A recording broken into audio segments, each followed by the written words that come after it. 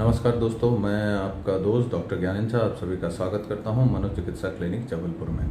जो दोस्त मुझसे पहली बार जुड़ रहे हैं उन्हें अपना परिचय दे दूं। मैं एक मनोचिकित्सक हूं और मध्य प्रदेश के जबलपुर शहर में मनोचिकित्सा की प्रैक्टिस करता हूं। आज का विषय है कि डिप्रेशन कभी ठीक नहीं होता है। डिप्रेशन कभी ठीक नहीं होता है। आप लोग के क्या विचार हैं इस विषय पर? मैं चाहूँगा आप कमेंट में ज़रूर लिखें और ऐसा विचार क्यों रखते हैं इसका कारण भी ज़रूर बताएं।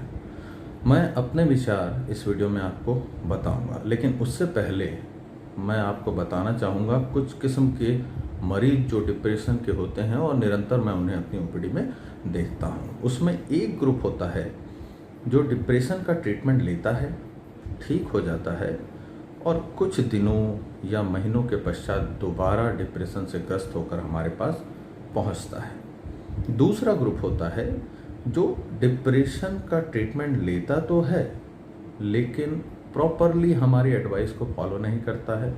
थोड़ा ठीक होता है, दवा छोड़ता है और पुनः डिप्रेशन से ग्रस्त होता है, फिर दवा चलाता है, फिर ठीक होता है, फिर छोड़ता है। और तीसरा एक ग्रुप होता है जो डिप्रेशन की दवा लेता है, थोड़ा बेहतर भी होता है, लेकिन उसकी सतत यही चिंता बनी रहती है कि मैं ये डिप्रेशन की गोली छोड़ पाऊँगा या नहीं छोड़ पाऊँगा। और इस चिंता में वह इतने ग्रस्त होते हैं कि डिप्रेशन की दवाओं का वह असर हम देखने को नहीं पाते जो मिलना चाहिए। तो ये मुख्यतः 2-3 किस्म के ग्रुप के पेशेंट या कैटेगरी वाइज मैं कह सकता हूँ हमारे पास आते हैं। यदि आपने मेरा डिप्रेशन के ट्रीटमेंट कोर्स का वीडियो देखा होगा तो आपको ज्ञात होगा कि डिप्रेशन का जो ट्रीटमेंट होता है वह कोर्स की तरह चलता है, जिसमें एक्यूट फेज, कंटिन्यूएशन फेज और मेंटेनेंस फेज का ट्रीटमेंट एंटीडिप्रेसेंट मेडिकेशंस के रूप में हमें चलाना पड़ता है, जो कि लगभग 9 महीने से 1 साल के बीच की अवधि का होता है। यदि एक बार कोई डिप्रेशन से पीड़ित हुआ तो आप मोटे तौर पर मान लीजिए कि लगभग 9 महीने से 1 साल तक उस डिप्रेशन ग्रस्त व्यक्ति का ट्रीटमेंट जरूर चलता है। यदि आपने यह वीडियो नहीं देखा है तो आप जरूर जाकर मेरे चैनल पर उसे ढूंढ सकते हैं। आपको डिप्रेशन ट्रीटमेंट कोर्स के नाम से यह वीडियो मिल जाएगा। अब बात आती है आज के विषय का। तो आपको क्या लगता है कि डिप्रेशन का ट्रीटमेंट नहीं किया जा सकता? मित्रों, मैं आपसे कह दूं कि हज़ारों डिप्रेशन के पेशेंट्स को हम ठीक कर चुके हैं। लेकिन अब दूसरा बड़ा सवाल यह भी आता है, तो जब डिप्रेशन का पेशेंट ठीक हो गया तो पुनः डिप्रेशन ग्रस्त क्यों हो जाता है? तो मित्रों देखिए, डिप्रेशन के होने के बहुत से कारण होते हैं। अगर बहुत ही ब्रॉड क्लासिफिकेशन में मैं डिप्रेशन को बताऊं तो उसके एंडोजीनस कारण होते हैं। एंडोजीनस मतलब आपके शरीर में, आपके मस्तिष्क में कुछ केमिकल्स के उतार चढ़ाव हो रहे हैं जो जेनेटिक लेवल से हो रहे हैं, क्रोमोसोमल लेवल से हो रहे हैं, जिसका आप स्वयं कोई कंट्रोल नहीं कर सकते। और दूसरा एक बड़ा कारण होता है एक्सोजीनस, मतलब साइको सोशल फैक्टर। आपके जीवन को आप कैसे जी रहे हैं, आपके ज़िंदगी के क्या प्रिंसिपल्स हैं, क्या रूल्स हैं, क्या वैल्यूज़ हैं, आपकी दिनचर्या आप कैसे रख रहे हैं। तो बहुत से पेशेंट ऐसे होते हैं हमारे पास, जब हम ट्रीटमेंट करते हैं तो रिस्पॉन्ड करते हैं, लेकिन एट द सेम टाइम लगभग सारे मरीजों को हम ज़रूर लाइफस्टाइल मॉडिफिकेशन के लिए कहते हैं। साथ ही साथ कई मरीजों की हम काउंसलिंग भी एडवाइस करते हैं। अब ये काउंसलिंग में बहुत किस्म की थेरेपीज आती हैं। Most common cognitive behaviour therapy होती है, जिस पर पहले से ही मैं वीडियो बना चुका हूं। और यह कॉग्निटिव बिहेवियर थेरेपी एक बहुत ही बेहतर और एडवांस काउंसलिंग मेथड मानी गई है आज के मनोचिकित्सा में। अब दरअसल हम काउंसलिंग या बिहेवियर थेरेपी के लिए क्यों कहते हैं, उसका बड़ा साफ मायने आज मैं आपको बता देता हूँ कि यदि आप केवल ड्रग थेरेपी या मेडिसिन थेरेपी पे बिलीव करते हैं तो आप ये समझिए कि जो आपके अंदर बदलाव आ रहे हैं it is because of the medication. लेकिन इन बदलावों के साथ आपने अपने जो कॉग्निटिव एरर थे, आपकी जो थिंकिंग पैटर्न थी जो कि डिस्टर्ब थी, आपने इसके लिए क्या किया? क्या आपने अपने जीवन के वैल्यूज़, प्रिंसिपल्स, लाइफस्टाइल में कोई बदलाव किया या नहीं किया?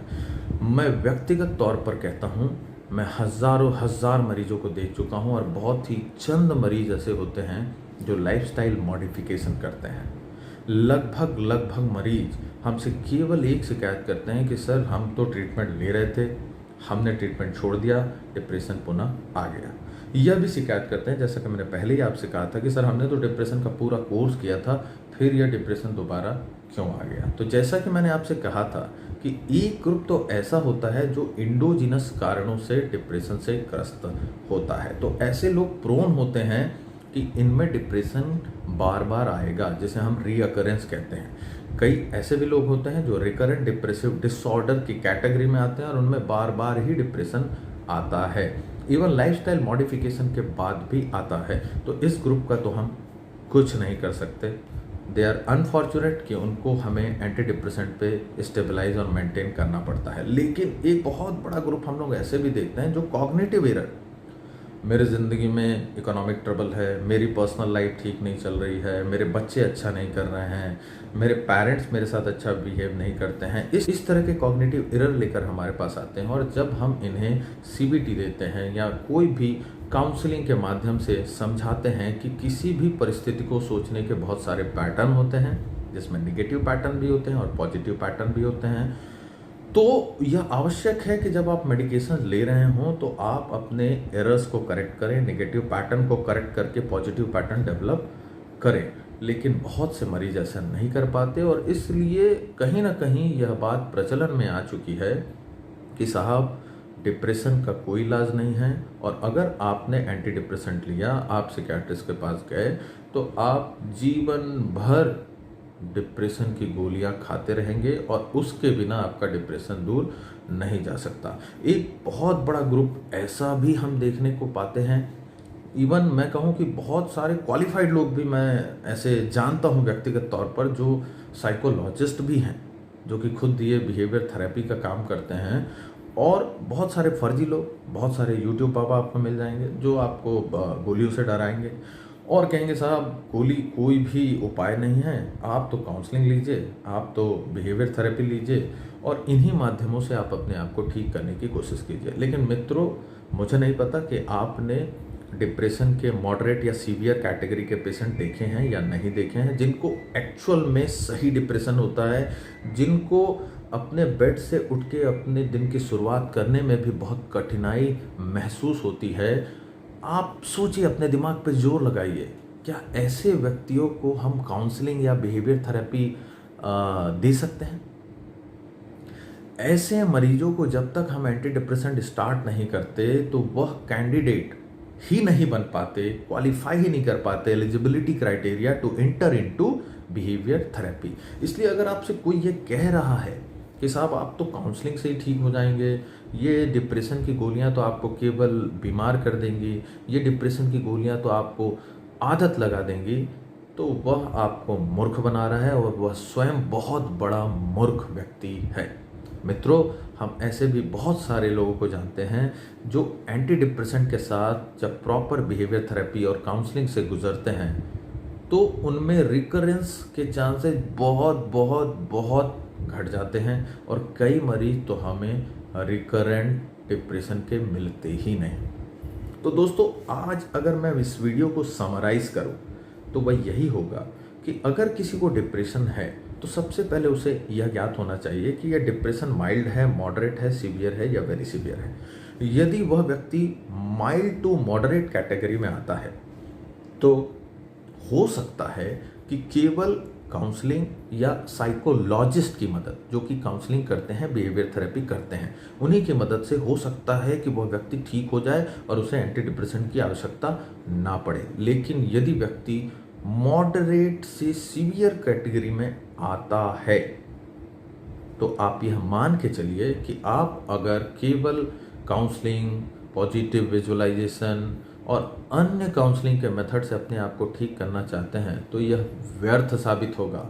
आपके आर्थिक क्षति होगी, आपके समय की क्षति होगी और आपको प्राप्ति कुछ भी नहीं होगी। तो मित्रों, ये जो ख्याल है, यह जो बात है कि डिप्रेशन पूर्णतया ठीक नहीं होता है, एंटी डिप्रेसेंट की गोलियां कभी खत्म नहीं होती है, यह बिल्कुल निरर्थक है, असत्य है, भ्रम है।